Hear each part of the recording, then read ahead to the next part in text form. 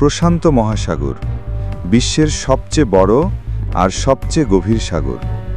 যেখানে শেষ হয় দৃষ্টিসীমা, সেখান থেকে শুরু হয় প্রশান্ত মহাসাগরের নীল জগৎ। কিন্তু কখনো ভেবে দেখেছেন এই বিশাল সমুদ্র কিভাবে সৃষ্টি হলো? কেন এটি পৃথিবীর সবচেয়ে বড় মহাসাগর?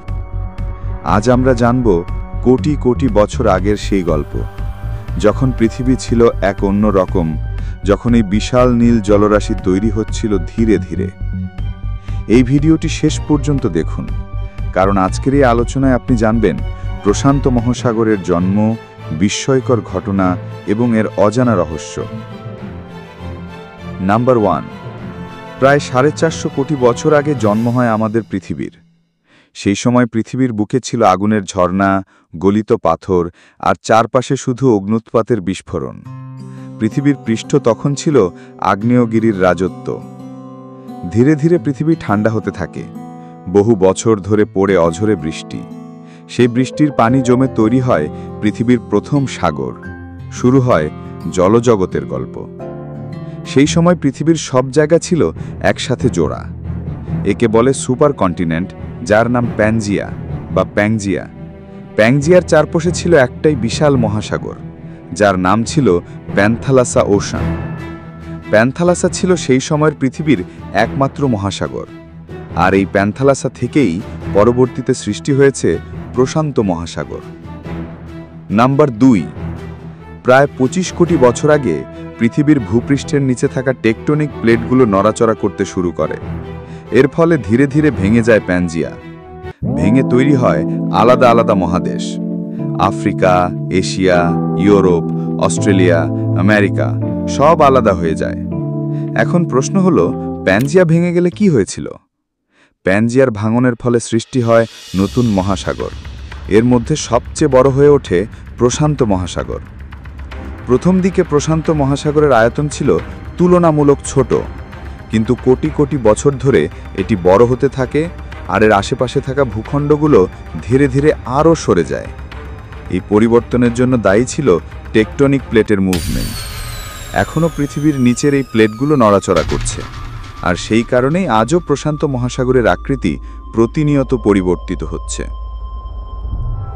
নাম্বার 3, প্রশান্ত মহাসাগর শুধু পৃথিবীর সবচেয়ে বড় সাগরই নয়, এটি পৃথিবীর ইতিহাসেরও বড় অংশ।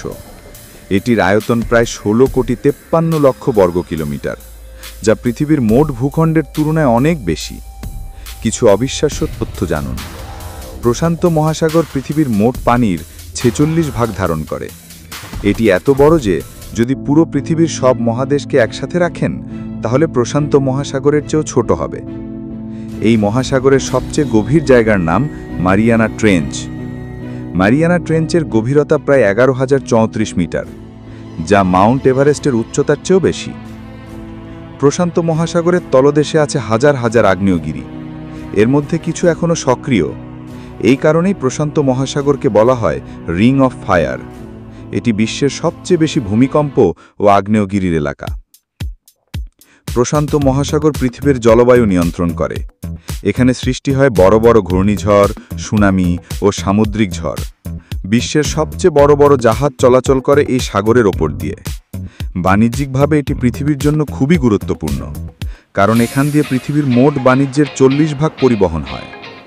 প্রশান্ত মহাসাগর হল সামুদ্রিক জীবের জন্য এক স্বর্গ।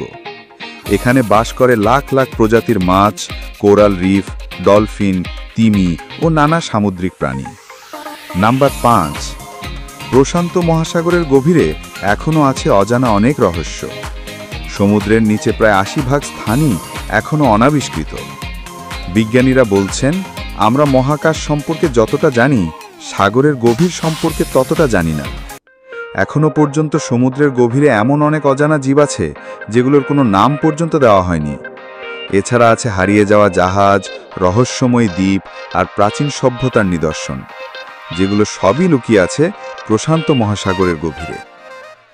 প্রশান্ত মহাসাগর শুধু জলরাশি নয়, এটি পৃথিবীর ইতিহাসের এক বিশাল অধ্যায়, যা কোটি কোটি বছর ধরে গড়ে উঠেছে। আজকের ভিডিওতে আপনি জানলেন কিভাবে সৃষ্টি হলো পৃথিবীর সবচেয়ে বড় মহাসাগর।